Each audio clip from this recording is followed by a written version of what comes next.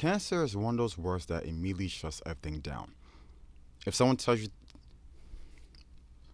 if someone tells you, if someone tells you they have cancer,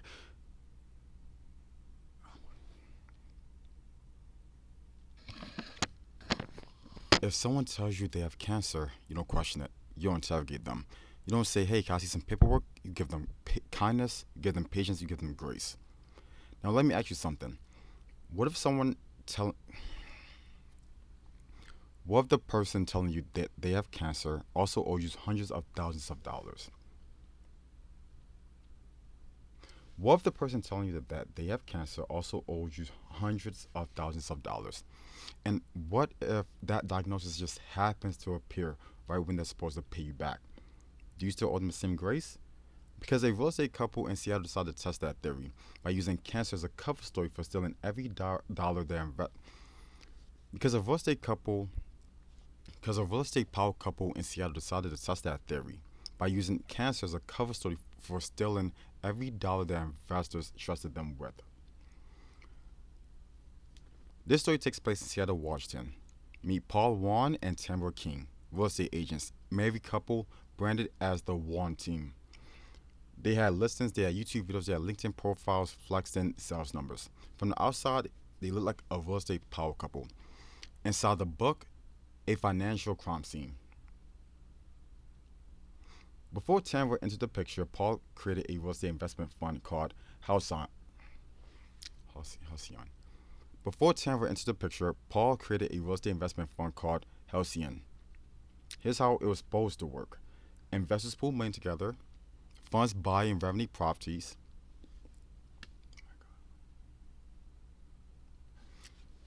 Here's how it was supposed to work.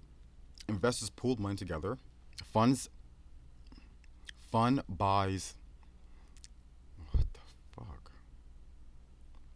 Here's how it was supposed to work.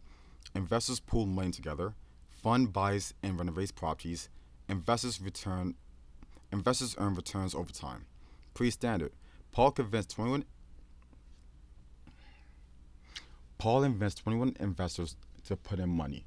Total invested $2.25 million. The rules: money locked up for 10 years, real estate only deals, investors get that money back in 2019, and promise returns up to 20% annually.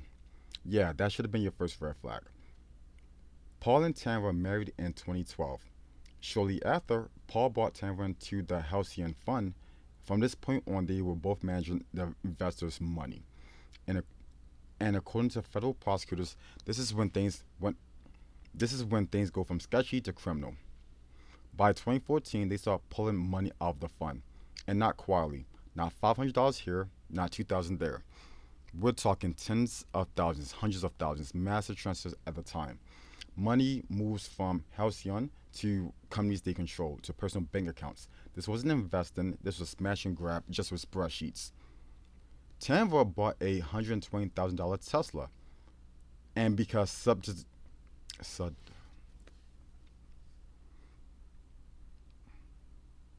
now what did they?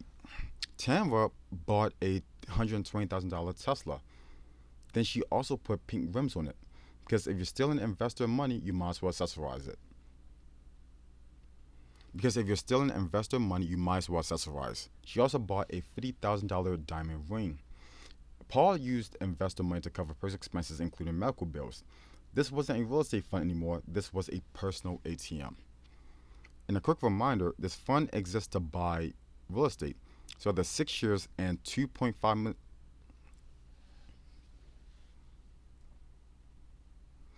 Quick reminder, this fund exists to buy real estate.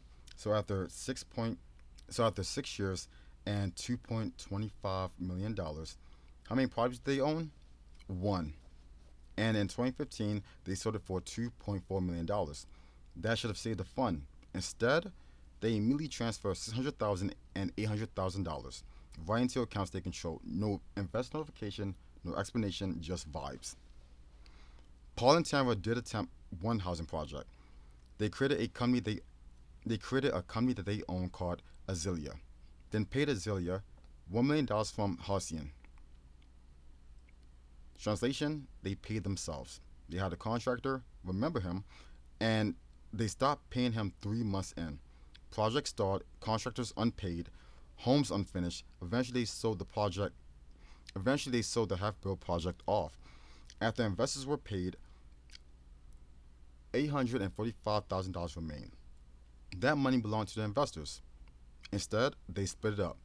They later deposited $156,000 back into Halcyon and transferred it out the same day to pay Paul's ex-wife's alimony. You cannot make this up. How did the investors not know? Simple deception. They the couple labeled the couple labeled the couple labeled withdrawals as loans, never paid them, withheld transaction details, inflated valuations at investor meetings, sent false tax documents. Every year, investors were told everything is going great. In reality, the accounts were being drained dry. By year 9, there was basically no money left. Investors were due payment. Investors were due payment in 2019. Tamara, Paul and Tamara needed Paul and Tamara needed a miracle, so Paul sent a letter. Paul told investors we're on track for a 20% return, but the contractor got lung cancer, and because of that, the returns would be delayed by 2 or 3 years. What didn't he mention? That contractor was someone he never paid, and he doubled down. Then in October of 2019, the truth came out that there was zero money, and Halcyon was dissolved 2 months later. The Fed stepped in. The, F- the Fed stepped in. The FBI, IRS, Department of Justice,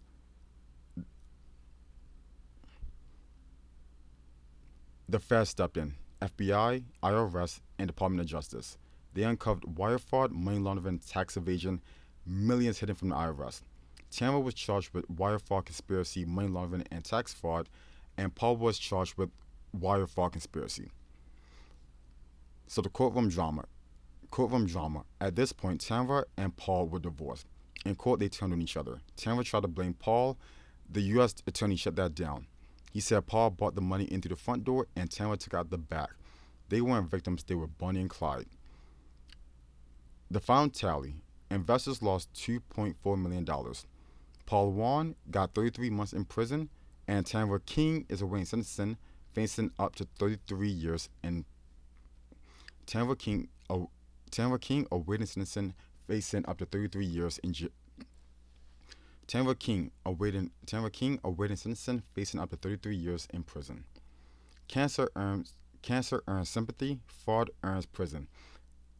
And this is what happens when you make and this is what happens when you mistake kindness for a get out of free jail card.